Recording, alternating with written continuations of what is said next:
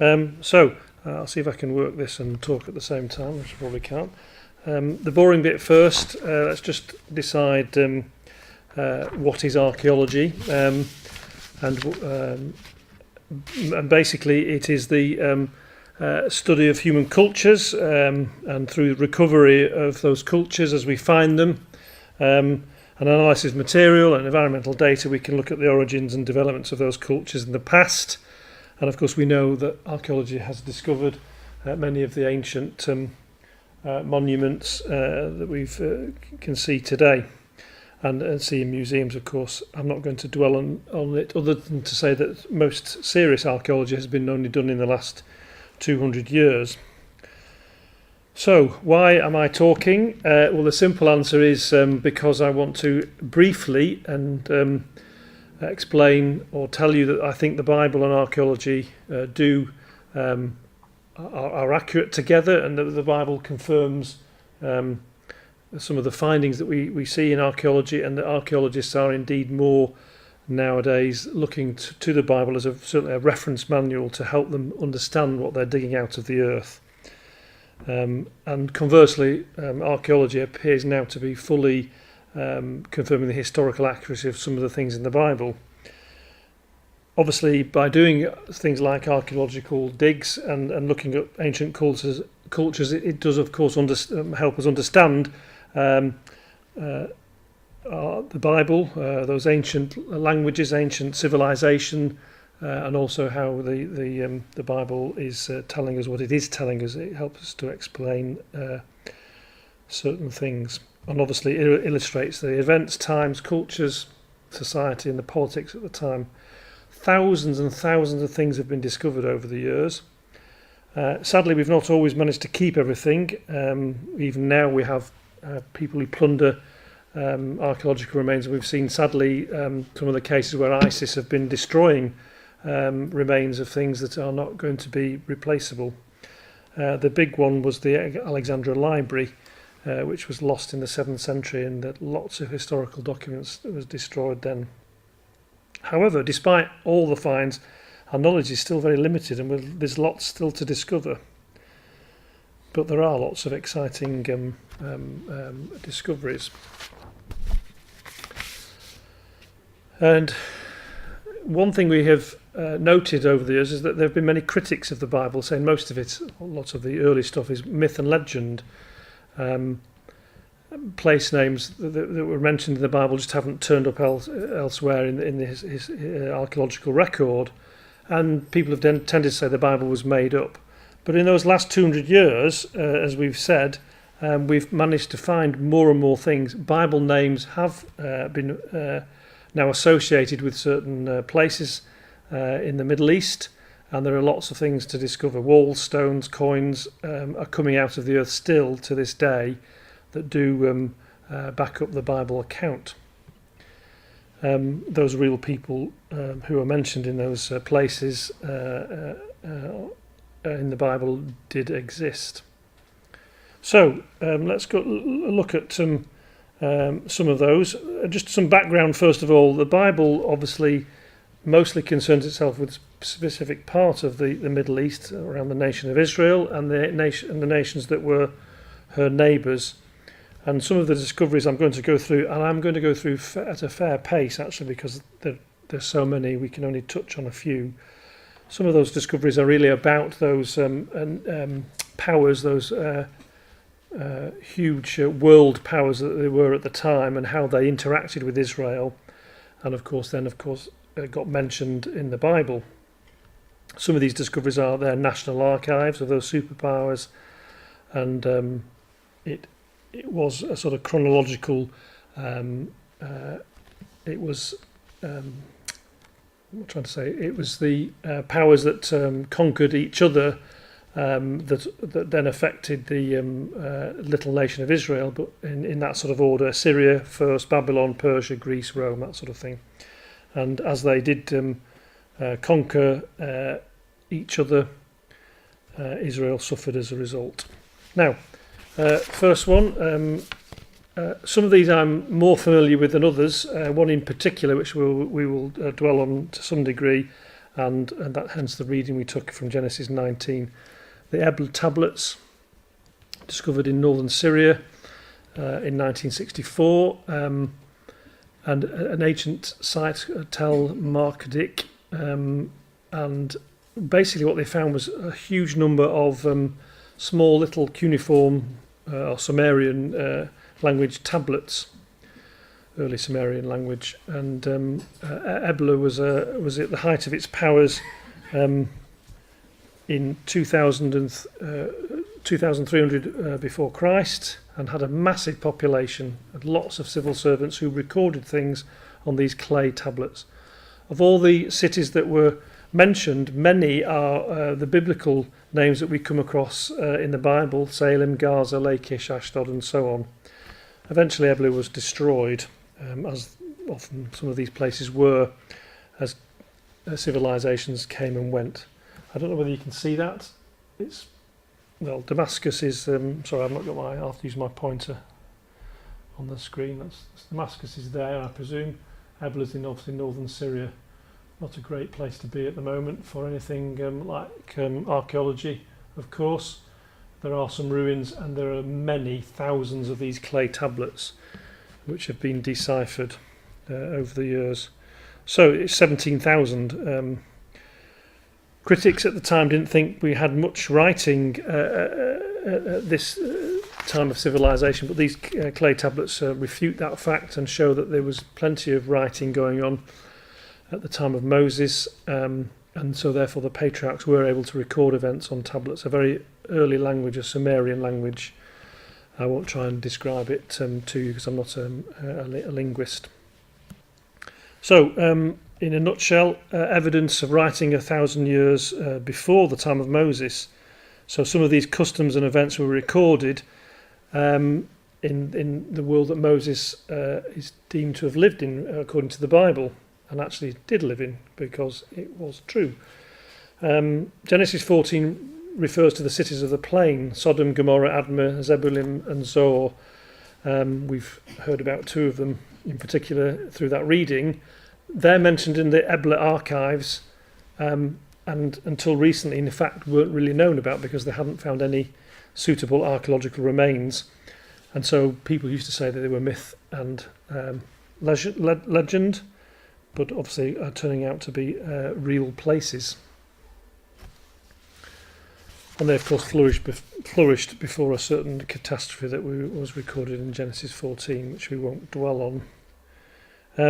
Now, one of the most important findings that was discovered in this latter part of the 1900s was something called the Tel Dan inscription, a place in northern Israel, and I think it was 1964 that a particular tablet was found. Why was it important? Well, it was important because although it was incomplete, the two fragments mentioned the existence of a King David. Critics had doubted that he'd ever existed, and this fragment made them think again. The text itself mentions Hadad, and this writer was boasting about his achievements with a war with Israel. Part of the inscription says, "Hadad made me king," and it's clear that the writer is boasting of his military achievements involving the king of Israel. And parts of the sentences on the stones are, "I slew and thousands of horsemen, king of Israel, killed." Again, it's all fragments, but it was very interesting that the house of David is referred to in the text.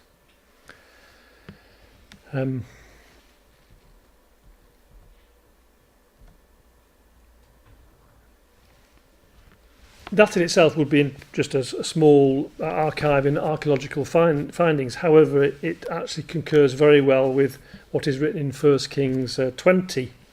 Now, Ben-Hadad, the king of Syria, gathered all his forces together and went up and besieged Samaria and made war against it. So it actually confirms the hostility that took place between Syria and Israel. That is the Bible, of which now the archaeology also confirms. And this is what archaeologists were unsure about until, well, effectively just 25 years ago.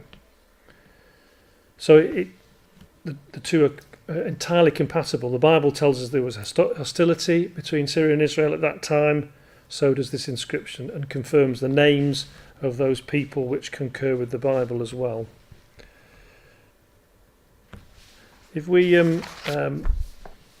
move on to another slight aside regarding this inscription, and again this is about the house of David, it is reminding us that the royal line of kings of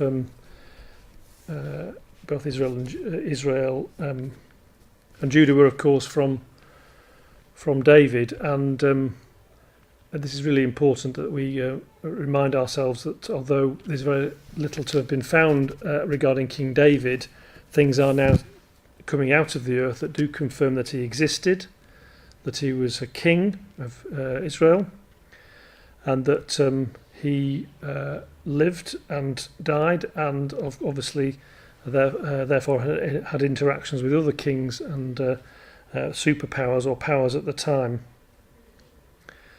I think it's 1 Kings 12 verse 26, which we can see there as a quotation. It confirms that the royal line was from King David. That's why it's called the House of David, and confirms this hostility between Syria and Israel. I'll rattle through these fairly quickly. Some may be more interesting to you than others. The Mesha or Moabite stele, the slabs of stone that were used to record events, a bit like history books, sometimes not always terribly accurately because they tend to embellish some of the stories, but even so they were about real events. Charles Warren discovered this one in modern Jordan a little while ago, 150 years ago approximately. I can work that out. But very much is quite specific about King Mesha of Moab. He was around in 1840 BC, and certainly makes reference to King David again, about this reference to an altar hearth of David at Ataroth. I won't go into too much detail, but again it's for us all to see in this particular slab of stone that again there was the conflict between Mesha and Israel. I think it was the inscription actually says that Jehoram of Israel makes an alliance with Jehoshaphat, king of Judah, and an unnamed king of Edom to put down this rebellious Moabite vassal called Mesha. And the three kings had the best of the campaign until Mesha, in desperation, sacrifices to his god, and things turn his way, and hence the glorious victory that was recorded on this piece of stone. Now we're in southern Turkey now. The stele that was discovered and is attributed to Shalmaneser. It's basically a round top vertical stone. It shows the Assyrian king, Shalmaneser III, and 4 gods, and it records 6 military campaigns, but importantly includes defeats of Ahab, king of Israel, and Ben-Hadad, king of Syria. And again, that name comes up. There are 120 lines of writing in this on this stone, and of course, again, some of the for Bible scholars, some of the writings on this stone concur exactly with the biblical record. In other words, the biblical record in this stone are telling the same story and giving us the same facts, perhaps in different ways, but certainly mentioning the same things. Again, this is mentioned in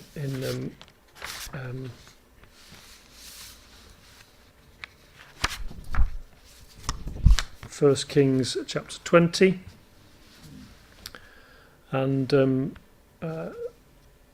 it basically said, there's a quotation there about his particular exploits, and I won't read it to you because, again, we can get bogged down with these things. But again, just to confirm that this writing of Scripture and the writing on the stone are entirely compatible and support each other, and confirm sort of the dates, the times, the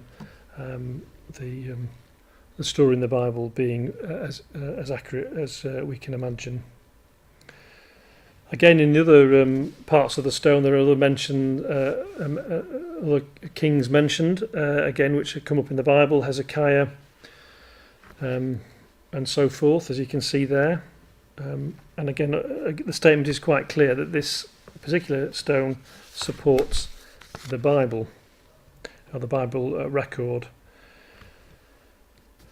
This time an obelisk. I'm not sure what's the difference between sometimes some of these things, but an obelisk, more a three-dimensional stone with writing on several sides. This is the black obelisk of Shalmaneser III, again found in a pit. Again, it wouldn't have been that long ago, 1945 in fact, in northern Iraq, at the archaeologist Henry Layard during his excavations in Assyria. And the panels are carved on each side, like I've said. And one panel in particular is with the Jewish king Jehu. It was almost missed. It was the last day of the dig when somebody hit the top of this stone, and so very fortunate to find it on the last day of an archaeological dig. There are 5 scenes going around the stone showing tribute being given to Shalmaneser by Assyria's neighbours.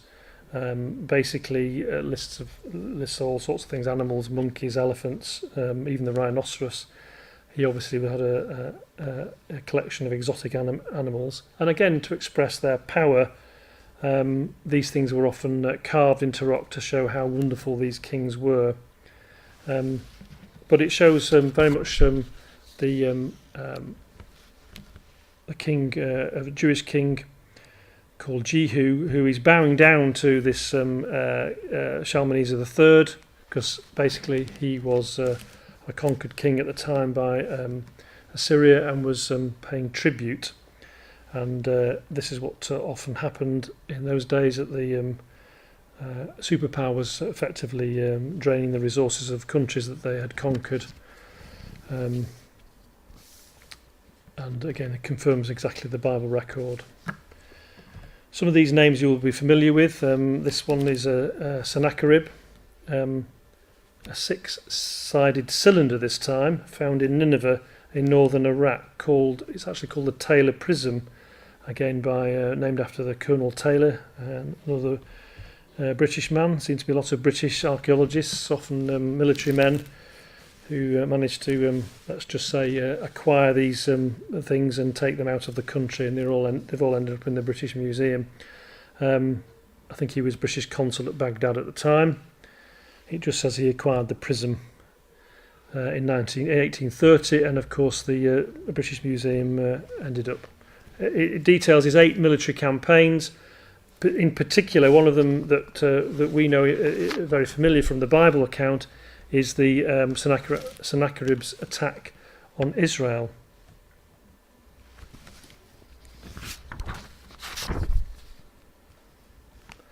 Again, it's an attempt to preserve his achievements for posterity. It describes his campaigns, but this third campaign was around 700 BC, and that's the one that interests us because he came into Israel and destroyed many cities and deported many of the inhabitants. It says quite clearly there are over 200,000 people, and it gives a particular king, Hezekiah of Judah, who had not, as it were, bowed down and paid tribute to Sennacherib. So obviously he came across and said, "Right, I'll destroy you." And it talks about him being caged up like a bird in Jerusalem, his royal city, and he threw up mounds, those are the siege mounds, against him, and took vengeance upon any man who came forth from his city. But what's quite important is there is no record of Jerusalem being conquered. It talks about him being shut up like a cage and having these siege mounds thrown up against him, but nothing at all, and anybody who left the city was in trouble, but nothing at all about Jerusalem being conquered. And the reason is because he didn't conquer Jerusalem and wouldn't, of course, put on a tablet or an obelisk of his exploits a situation that didn't go according to plan. We believe, and the Bible says quite clearly, that although he did attack cities of Jerusalem, did take quite a few, Lachish being one. You can go and see Lachish in southern Israel now. It's there, and it's quite clear that there was a siege mound put up against it, and it was conquered. And when Sennacherib came up against Jerusalem, there's quite a good account in 2 Kings 18. It would be nice to read the whole account because it explains it in a lot of detail as to what happened. Basically, although there was overwhelming numbers of Sennacherib's army around Jerusalem, the Bible said that they all died. They were all put to death. They were all killed. And the army never took Jerusalem, and Sennacherib broke camp and went back home and stayed there. And it was an embarrassing defeat, I am sure, which would not be mentioned on his obelisk. So he tried to get round it by saying he'd shut Hezekiah up like a bird in a cage.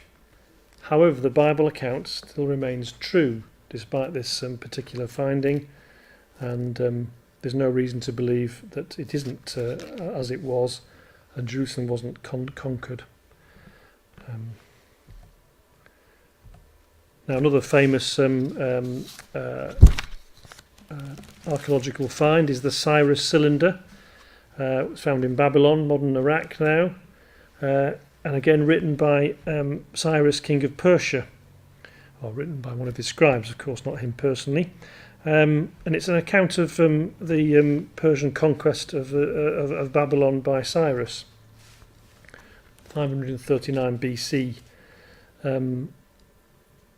And it then describes what he did to the inhabitants of the city.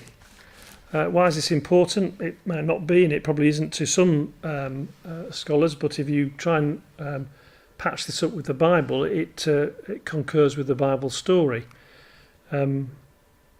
The actual cylinder, it says, has the words, I presume that means the inhabitants, to the sacred cities on the other side of the Tigris, the sanctuaries of which have been in ruins for a long time, the images which used to live therein and established for them permanent sanctuaries. I also gathered all of their former inhabitants and returned them to their habitations. So what we're finding out here is what he did for the Babylonians and what the Persian king, Cyrus, what his attitude was to the captive people that were already there, and that they're sacred objects used in worship. And it's clear from reading this cylinder, and that's the archaeologists and historians who've looked at this cylinder say, well, his attitude was to return the captive people to their lands, their own lands, effectively, back again, so that they could go and worship their own gods, so to speak.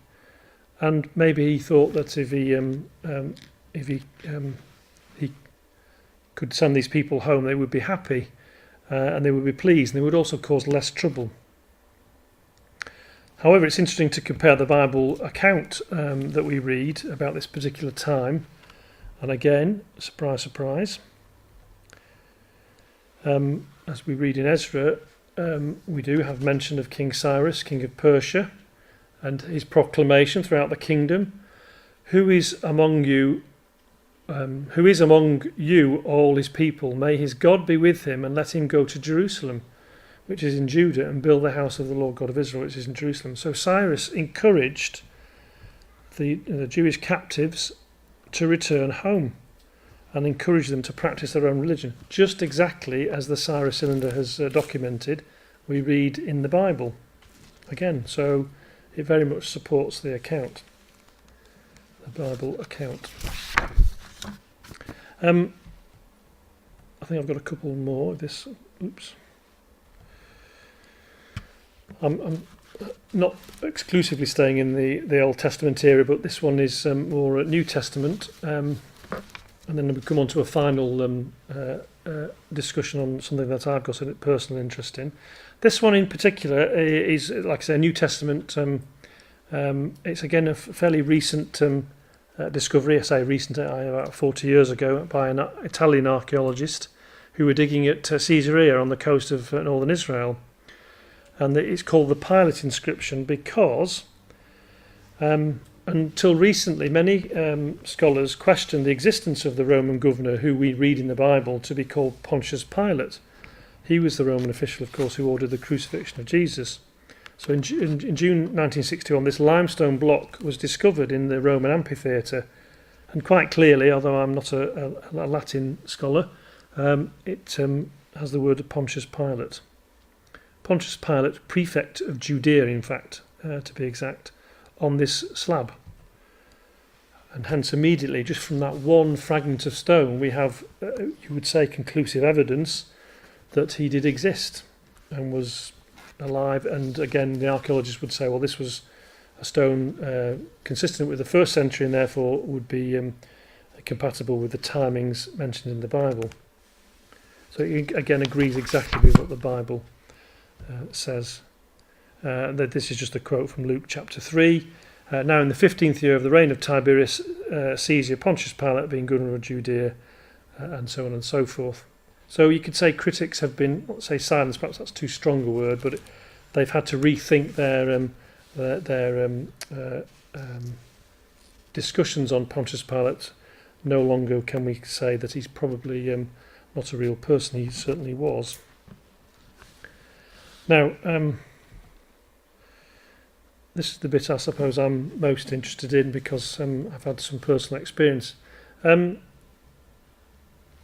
Critics always claimed, that we've read the story this afternoon, that ancient Sodom was just myth and legend. And the reason being because they couldn't find any remains, full stop. They'd been trying for a long time. There were some thoughts it was at the bottom of the Dead Sea and the end of the Dead Sea in the southern part. Nothing was fitting at all. So they just said, oh, that's just a myth. It's just a story to bring out a particular point of Scripture. It's not a real place. It's a myth. It's legend. It was actually discovered a little bit before 1997, but 1997 was the time when this site became available to be dug over, so to speak, and excavations began in earnest about 14 years ago. And it's called Tal al-Haman, and it's on, again, I don't know whether you can see it, it's on the other, this is Jericho, top of the Dead Sea, that's the Jordan Valley, and then this circle just is where this very large early bronze, middle bronze site is, called Tal al-Haman in modern day Jordan. It's in the right place for where Abraham and Lot might have been at the time described in the Bible. And certainly the initial dig suggested it had been destroyed very suddenly by a fiery conflagration. I put there, I hope that's the right spelling of conflagration. And then it was left deserted for centuries, no habitation since. It's a massive, massive site. It's the biggest site in the Levant, the Middle East archaeological remains, bar one. It's bigger than Jericho. It's better than Jericho. It had the biggest walls, and you may think 10 metres sounds big, but they were between 10 and 33 metres of ramparted walls. They were very safe. They had no previous military invasion or conquest, and the citizens of Sodom appeared to live a very good life, a bit like a rich community in a gated community, as it were. And then certainly life in if it is ancient Sodom, came to a very abrupt end. I'm not saying it's ancient Sodom alone. In fact, I'm not saying it at all. It's the archaeologists who dug it over, and he's getting more and more consistent support from his colleagues who initially queried his claims, but have realised that he's very much correct. Now, why did we read Genesis 19 verse 1 this afternoon? Because it says two angels arrived at Sodom in the evening, and Lot was sitting in the gateway of the city. I'm not going to go into the story of Sodom because, again, that's another talk in itself, maybe. But let's talk about the archaeology. Why am I putting this up and also putting this picture up, which is a pretty boring picture, I think, as most people might think of a an archaeological dig. The reason is there's a person there, just to get the sort of scale. This is a very large gatehouse, actually. In fact, this is the main entrance of Sodom. These are the outside walls. It's a bit like a passport control office. People would come down here. A very narrow gateway. You don't want large gateways into big cities in those days. You want small gateways, so you could keep an eye on the people going in one by one, sort of thing. I've lost my... but then in the court, in the room, there would be some officials. And it says quite clearly this is where, in those days, the city officials would sit. And it's where, in Genesis 19, we know that Lot, who got involved with the running of the city, sat with the other elders. And the reason I have a personal interest is because, as you know, I've said this before, the little bit of wall here is the bit I dug out, personally, with the help of a few colleagues. And that's my wall, which 2 years ago I was a volunteer, and I remember being set on to when we'd only just to cover the top of this and started to dig down. Why do we know it's Middle Bronze? Why do we know it's time of Abraham and Lot? Quite clearly because the pottery that we found around it, that had been untouched for centuries, was all Middle Bronze Age pottery. And that's how you determine a particular level is. You also can work out from the levels you've dug down to where you might be, and also the type of structures that were being built at the time, entirely compatible with Middle Bronze Age. So I have to say that is where a Lot probably sat. That's the gateway. Now, we read further on, didn't we, that Abram looked down and towards Sodom and saw this dense smoke arising after the whatever had hit them big time. There is destruction. There are bodies to find, although I suspect most of them were burnt up in. But there are one or two bodies that we do have found. And again, these were just sort of shots that we've uncovered skeletons that were picked up. There aren't many of those, but there is a lot of is evidence that the destruction was not any military action. You can always tell if something's been set on fire post-military action because of certain criteria in archaeological digs, primarily because you can see military weapons and all sorts of things that suggest it was ransacked and then set on fire. This was not ransacked and set on fire. It just had a massive amount of fire of some description. Everything around it died, I suspect, including the vegetation. And the day after the event, it records that Abram was, who was slightly higher up in the Jordan Valley, and on the other side, he could see this mushroom cloud of a destruction. Just to show you, this is one of the, if I can get this section here, you can just see the bricks that have been outlined. They're mud bricks of, let's just say, 1500 to 2000 years BC. There are millions of them around the site. We've only dug this small area, but they would be all up for 10 metres going up the... we'll come on to this little layer of ash just in a second. This is part of the dig I was on the year after as well, but part of the same... Now, archaeologists spend a lot of time staring and standing and looking at things. In fact, we spend a lot of time doing exactly this. It doesn't sound like that's much work, but what you're trying to do is interpret what you've found, and you need to take a break every half an hour or an hour and then just stand back and try and work it out, because you're digging through layers and layers and centuries of whatever it might be. The reason I put this slide up, I'm not sure what I put. Okay, yes, a large layer of ash. This is just one of the sections of layer. Can you see that dark layer there, that dark line in the wall? This is Middle Bronze Age. That's the time of Abram and Lot. And this is a dark layer, and that's ash, which obviously ash means exactly what it is. It's something that's burnt. It's very, very thick in places. This is only a sort of small section, maybe not a huge amount, but there are places where it is 40 centimetres thick. And that was certainly across the whole of the site, and spreads out further as we go outwards to the neighbouring villages. Interestingly, it gets smaller and smaller. As you go further out from Sodom, the layer of ash gets less and less and less, as if the Sodom was the epicentre of some great event. Even Jericho across the way has a small layer of ash around the same time when it was first excavated. So whatever happened, Sodom was destroyed by a very large-scale event which affected the lower Jordan Valley, but the greatest effect was on Sodom. Simple as. Simple as. I think that might be my talk over just about, with a few summarisation. I've shown this before, I think, here as well, because I did a talk actually on Sodom. I'll show the children when they come out as well. I've got my pottery with me, but it doesn't look much, does it? A jam jar of ash, does it? It doesn't look much at all. But I'll leave that there, because that actually is, because there's tons and tons of it, you're able to remove it. The archaeologists aren't keen to keep what will be thousands of tons of ash. So we helped ourselves and took a jam jar home. But that is actually an ash layer from the Middle Bronze Age at the time of Sodom's destruction, or Tel al-Haman's destruction, which we believe very strongly is Sodom. So, in summary, we could say that all these things, I don't know, 6 or 7 I've described, support the Bible record.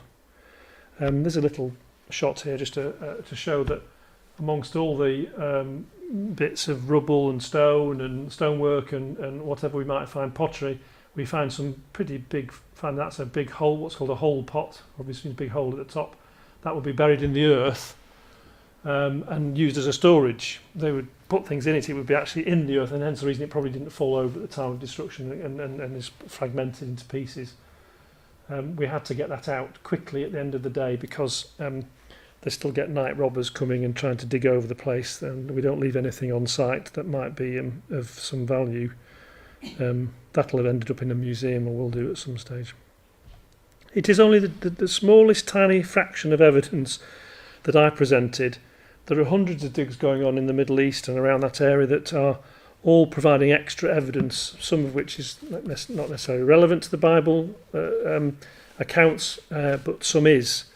Nothing that I've ever come across, and I'd be glad if somebody could try and help and find something, and perhaps, well, not glad, but I would be surprised if anybody finds anything that actually is very contradictory to the Bible record. I don't think they will ever find anything, because I think the Bible record, being true, is going to be supported by the archaeological evidence. And many more archaeologists are now using the Bible, as even if they're non-believers, as reference guides to help them search out sites, to understand sites, to the cultures and what happened. So evidence shows that the Bible is reliable. And critics can sometimes be proved wrong if they say things that are contrary to the Bible record. We find that even in modern day times, discoveries are coming to light that are supporting the very existence of some ancient cities that rose up and thrived and then perhaps were destroyed again. But at the end of the day, we want, or I want you to be able to trust the Bible when it gives advice not only about the archaeological findings, you could say they're slightly irrelevant, but it does a lot more, the Bible, doesn't it, and gives us advice about our lives and an offer of hope for the future. And that's perhaps where we should be trusting the Bible 100%. Thank you.